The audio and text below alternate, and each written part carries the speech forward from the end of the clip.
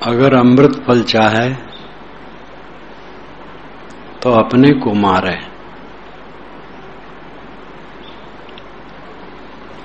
दूसरे पर विजय करने की चेष्टा कभी न करे, अपने पर विजय करे। बहुत सरल रास्ता है, दूसरे पर विजय करना कठिन है, असंभव भी है।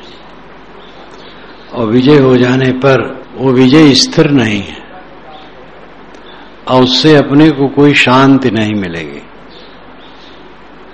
दूसरे पर विजय एक दिखावा है, अपने साथ छलावा है, क्षणिक है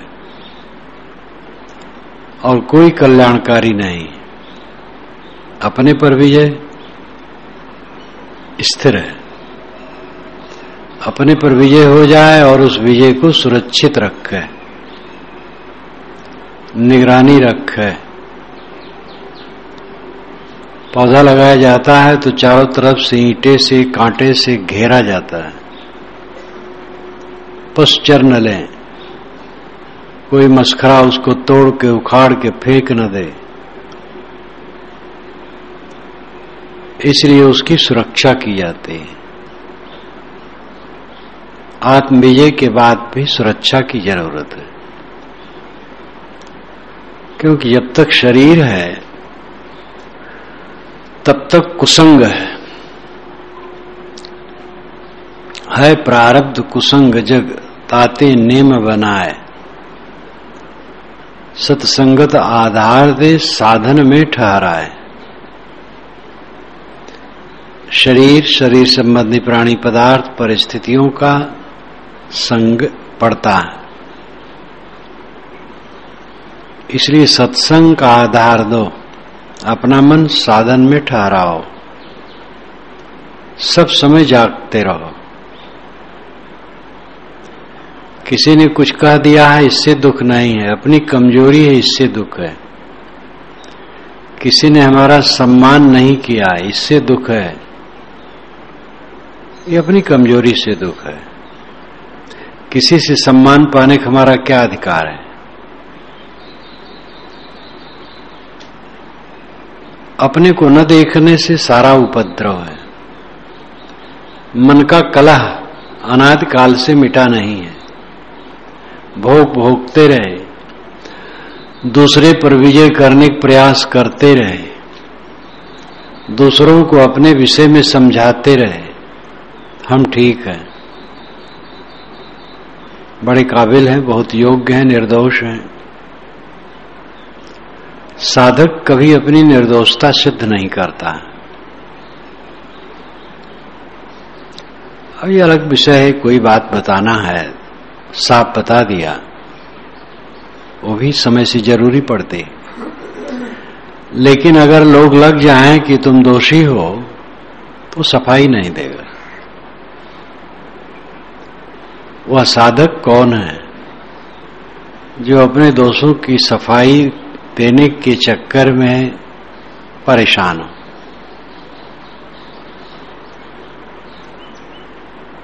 इसमें झंझट है और कोई फायदा नहीं। सफाई करने में फायदा है। मन की सफाई करो, अपने को संभालो, चिंता ही मत करो कौन क्या कहता है मेरे लिए, कौन क्या करता है, क्या सोचता है। दूसरे के कहने, करने और सोचने से हमारे में कोई फर्क होने वाला नहीं।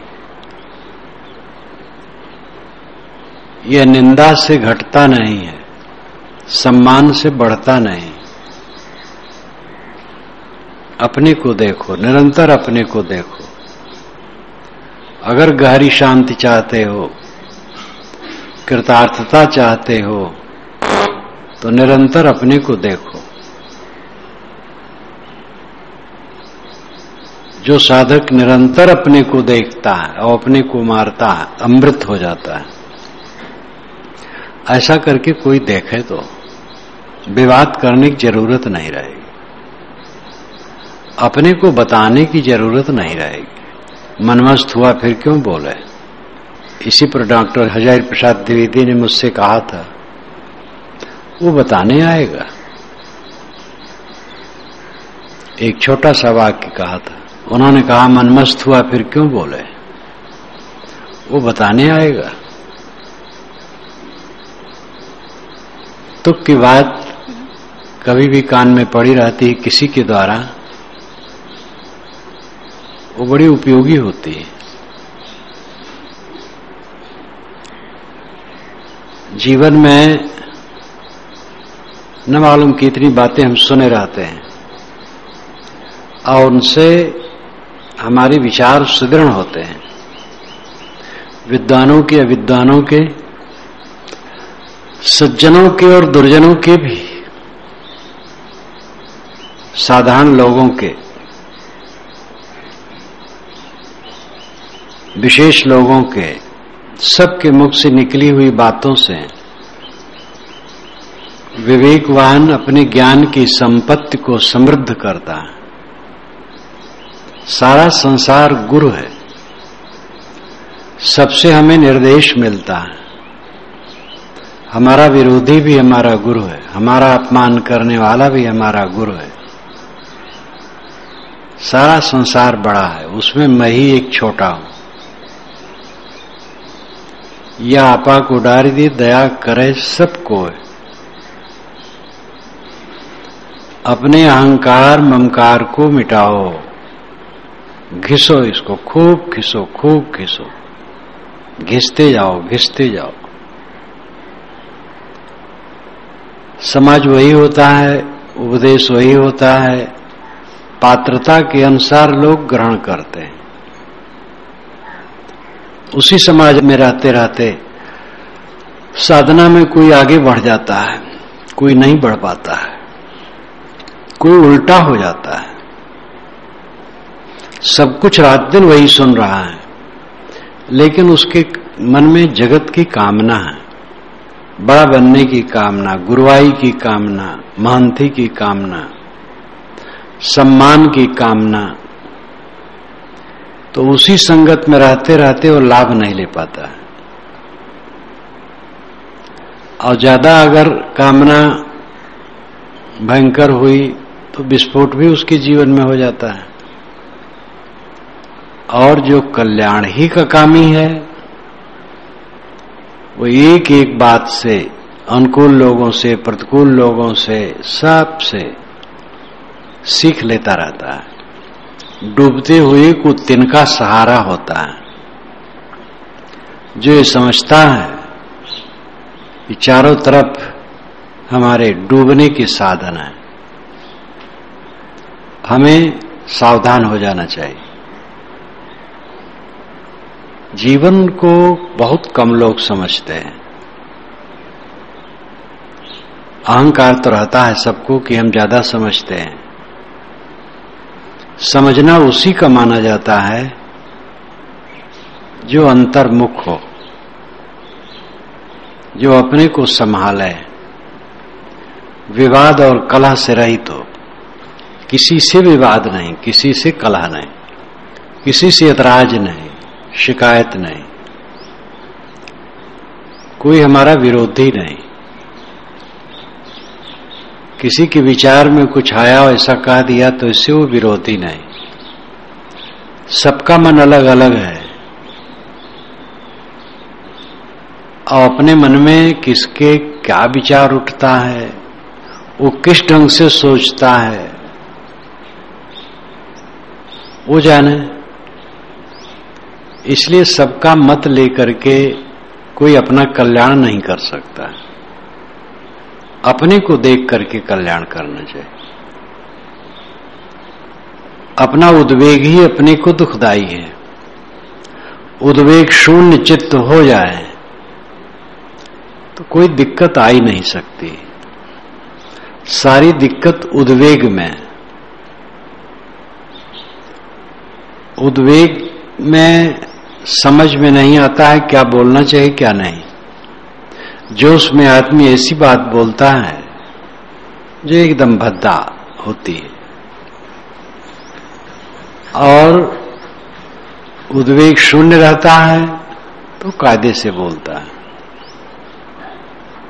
अपने को उद्वेग शून्य करो, चंदन की तरह अपने को घिस लो।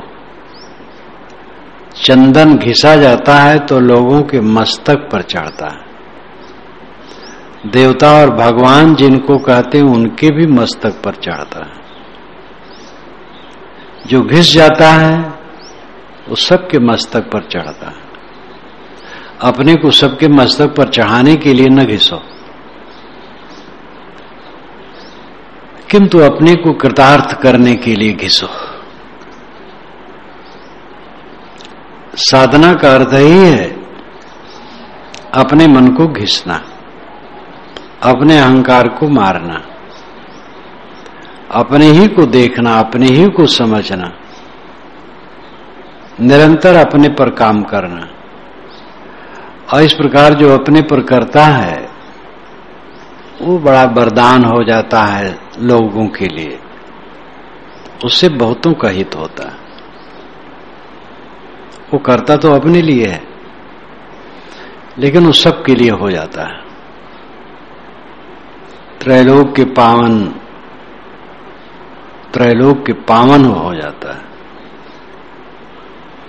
जाकी दशा ऐसी भई, विनय पत्रिका में गोस्वामी जी ने कहा है, त्रैलोक के पावन सो सदा जाकी दशा ऐसी भई, अनुराग जे निज रूप सो जगते विलक्षण देखिए, संतोष सम शीतल सदा दम देहवंत न पेखिए, निर्मल निरामय एक रसते हर्ष शोक न व्यापई, त्रैलोक के पावन सो सदा जाकी दशा ऐसी भई।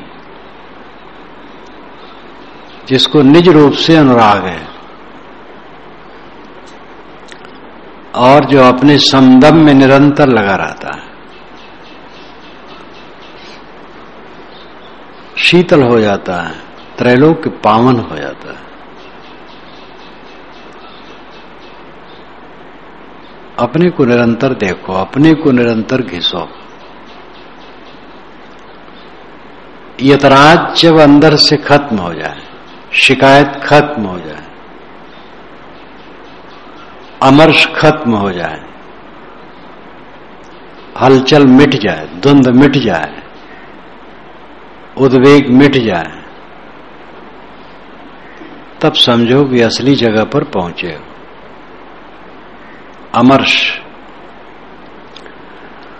अमर्ष वह दुख है जो अपने निकट के लोगों के प्रति होता है कि मैं ऐसा योग्य हूं और लोग मुझे नहीं समझते, मैं बड़ा हूं और लोग मुझे आदर नहीं देते हैं, और मेरे लिए ऐसा कहना चाहिए लेकिन ऐसा कह दिया। तो इसमें जो क्रोध आता है वो अमर्ष कहलाता है। समझ में तो ज्ञानी को भी आ जाता है कि अमुक ने गलत कहा, लेकिन उसको अमर्ष नहीं होता। समझ में आता है कि उसने ऐसा कहा तो ठीक नहीं कहा, हमारे लिए ऐसा कहा, ये गलत कहा, ये समझ में आता है, लेकिन अमर्ष नहीं होता है। अमर्ष न होना, उद्वेग न होना, पीड़ा न होना, संताप न होना, ये जीवन की विजय। ये विजय कब करोगे? कितने वर्षों के बाद करोगे? मन का धोखा छोड़ दो, आज करना है, कल का कुछ ठिकाना नहीं। कितने बूढ़ों का मन बड़ा पीड़ित रहता है, असंतुष्ट रहता है।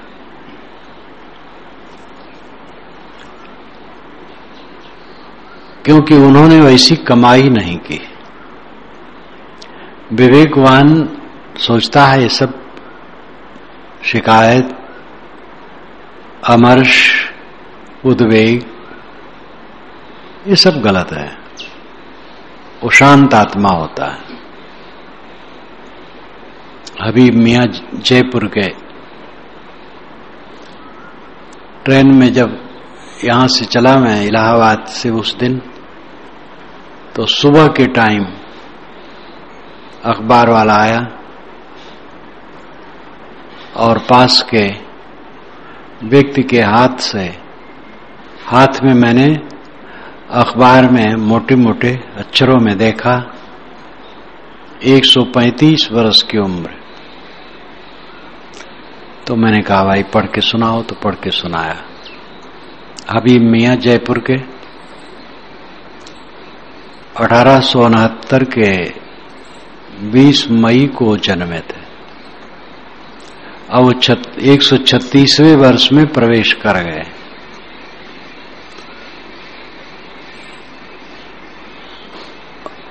रूस या कहां, या इंग्लैंड के शायद, इंग्लैंड से उनको 2 लाख रुपए मिले यात्रा के लिए, अरब यात्रा के लिए। उसमें 80,000 रुपया भारत सरकार ने ले लिया। तो कहा भारत सरकार ने सहायता तो नहीं की और ले लिया। फिर पत्रकार से उन्होंने कहा अब इस उम्र में भी हमारा सोचना ठीक नहीं है किसी की शिकायत करना, अब शिकायत न करना अच्छा है। उनको लगा 70 सदस्यों के वह मालिक हैं और सब्जी रोटी दूध दोनों टाइम खाते हैं। 20 वर्ष की उम्र में उन्होंने शादी की थी, 32 वर्ष की उम्र में पत्नी मर गई, फिर उन्होंने शादी नहीं की। उनको कोई बच्चा नहीं, भाई के बच्चे को पाला और इस प्रकार इतनी लंबी उम्र उनका मैंने सुना। 160 किसी का अखबार में एक बार सुना था। रूस में या कहीं है जो एक क्षेत्र है, वहां पर दीर्घायु लोग ज्यादा, लेकिन वो सब 200 वर्ष के अंदर में होते हैं, बल्कि ज्यादातर 150 वर्ष के अंदर में होते हैं। और इसकी प्रामाणिकता वेदों से भी होती है। जीविम सर्दा शतम 100 वर्ष जीने की बात कही गई है और सर्दा शतात भी कहा गया है। सर्दा नाम वर्ष, शतात नाम 100 से ऊपर। तो 100 से ऊपर भी लोग जाते हैं, ज्यादातर 100 के अंदर। आजकल तो 80 माना जाता है, ज्यादातर 80 हो गया तो जीवन पूरा हो गया। तो उनकी ये बात अच्छी लगी। अब इस उम्र में शिकायत नहीं करना ही अच्छा है, जो है सो ठीक है। उम्र बढ़ जाए तो शिकायत छोड़नी चाहिए। जो समझ जाए उसको सब समय शिकायत से रहित रहना चाहिए। उम्र बढ़ने कोई आशा न करे। बुजुर्गानी वर्तमान में आनी चाहिए। आज ही बूढ़े बन जाओ, परिपक्व बन जाओ। बूढ़े मतलब उत्साहहीन नहीं, परिपक्व। पक जाओ। पका आम मीठा होता है, कच्चा आम खट्टा होता है। जिसका मन पक गया है वो मीठा है। मीठा है मतलब शिकायत नहीं, प्रतिक्रिया नहीं, उद्वेग नहीं। अपना अहंकार क्यों करते हो? अमुक आदमी आपको ठीक समझ ले, इसकी चिंता क्यों? जो जैसा समझता है समझता है। तुम्हारा मूल्य किसी के समझने पर नहीं है, अपनी रहनी पर है। जीवन में अपनी रहनी पक्की है तो और कुछ जरूरत नहीं। सबसे विनम्र होके रहो, झुक के रहो, सेवा परायण रहो, आलसी न रहो, श्रमशील रहो, मीठे वचन बोलो, कभी कटु वचन न बोलो।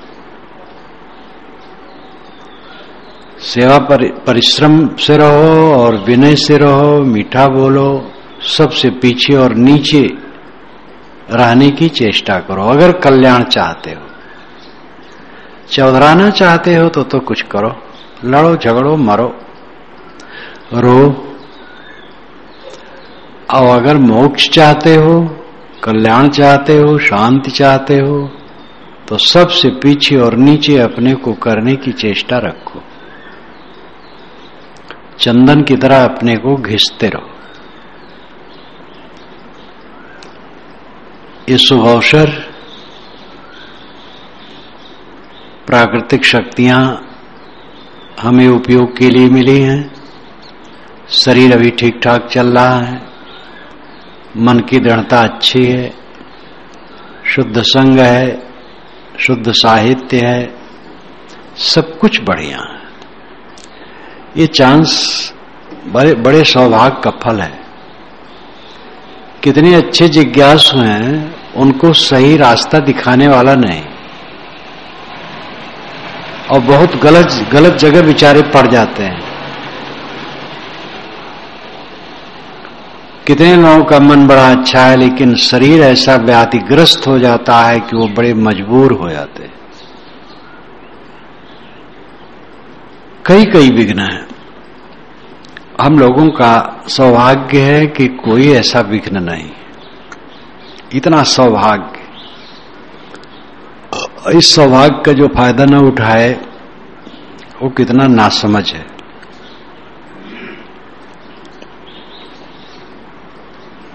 एक मन है, उसी को माज लेने पर, सुबस कर लेने पर, शीतल कर लेने पर, निर्दोष कर लेने पर कुछ बाकी नहीं बचता है। कुछ करना बाकी नहीं बचता।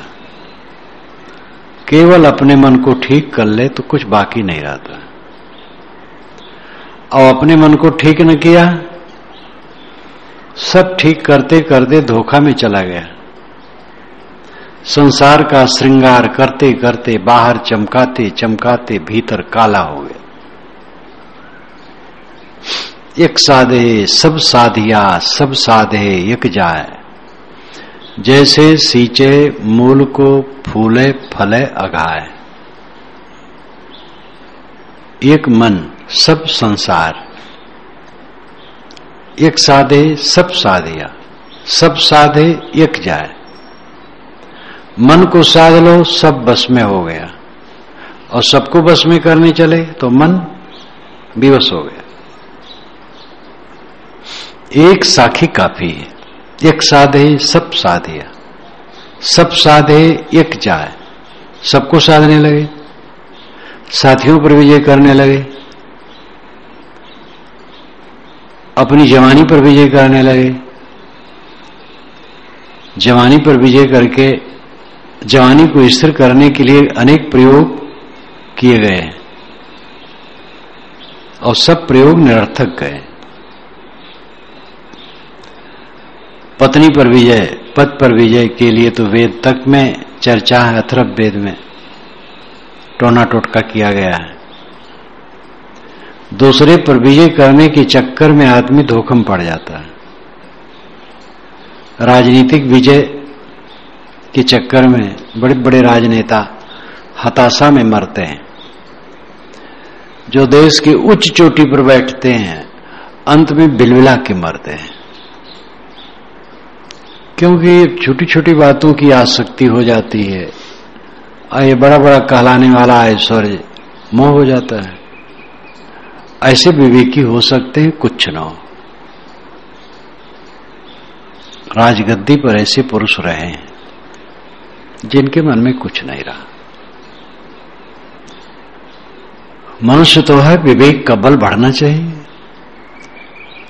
बड़ा से बड़ा जो ऐश्वर्य कहलाता है वो अंततः शून्य है, कुछ नहीं। वैसा विवेक जगना चाहिए, वैसी अपनी चेतना होनी चाहिए।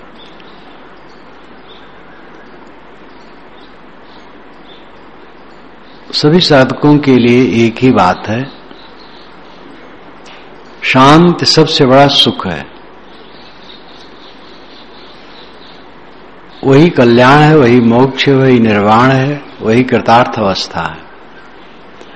और उसका एक ही साधन है, अपने को मारना। कहीं भी रहो, खेत खलिहान, कारखाना, दफ्तर, भोजनालय, बिस्तर, सड़क, कहीं भी रहो, सब जगह अपने को मारो। दूसरे की शिकायत में न पड़ो, दूसरे की सेवा करो, सहयोग करो। जो आपको कटु कहा है उसको भी एहसास न होने दो। आप दुखी तो हो ही नहीं, उसकी प्रतिक्रिया में न पड़ो। अपने को मारो, अपने को मारो, अपने को मारो। एक साधे सब साध दिया, एक अपने मन को साध लिया, सब साध गया। और सब साधे, सबको बस में करने चले तो साहब कहते एक जा है, तुम्हारा मन चला गया, भाग गया, तुम बेकार हो गए। जैसे सींचे मोल को फूले फले आगाए, जड़ में पानी डाल दो, पूरा पेड़ हरा भरा होगा, फल फूल मिलेंगे। इसी प्रकार अपने मन को मार लो, शीतल कर लो, पूरा पूरा जीवन आनंद कंद हो जाएगा। किसी की शिकायत नहीं करनी चाहिए। इसके बाद मैं शिकायत करने जा रहा हूं। ध्यानार्थियों में कुछ ध्यानार्थी नींद के विवश हो जाते हैं, और उसमें ध्यान देना चाहिए क्यों विवश हो जाते हैं। भोजन की मात्रा की असावधानी अगर शाम को होती है तो सावधान हो जाना चाहिए। अगर कहीं 9:30 बजे के बाद पढ़ने लगे, रात में 9:30 बजे छुट्टी होती है सोने के लिए, पढ़ने लगे या ऐसे ही बैठ करके विचारने कुछ लगे और नींद देर में आई तो ये शिकायत आ सकती है। और कोई परिश्रम की तो ऐसी बात नहीं, इस समय की बहुत ज्यादा परिश्रम है इसलिए आती है। तो कोई असावधानी है उसको दूर करो। अगर भोजन की मात्रा ज्यादा हो जाती हो तो उसको कम करो, और 9:30 बजे छुट्टी पाओ, तुरंत सो जाओ। 4 बजे घंटी लगती है, अगर 9:30 बजे सो तो 10 बजे तक भी नींद आवे तो भी 6 घंटे बहुत है। इसलिए पूरी सावधानी रखो। ध्यान में बैठ करके नींद आए तो कुछ मतलब नहीं। और इतनी सी बात जो न जीत सकेगा वो क्या साधक रहेगा, क्या साधना करेगा। ध्यान में झूलता रहे बैठ करके, क्या साधना करेगा वो। एक कुल्ला पानी में डूब मरने की तरह है, नाक रगड़ रगड़ करके उसी में। तो ध्यान के समय जो झूले और नींद ले, क्या साधना कर सकता है, क्या आगे बढ़ सकता है। इसलिए किसी किसी को जो ये नींद आती है वह अपने पर सोचें, ग्लान करें, और इस ढंग से वह प्रयोग करें कि नींद बिल्कुल न आए, एकदम जागरूक। इसके लिए ध्यान दो।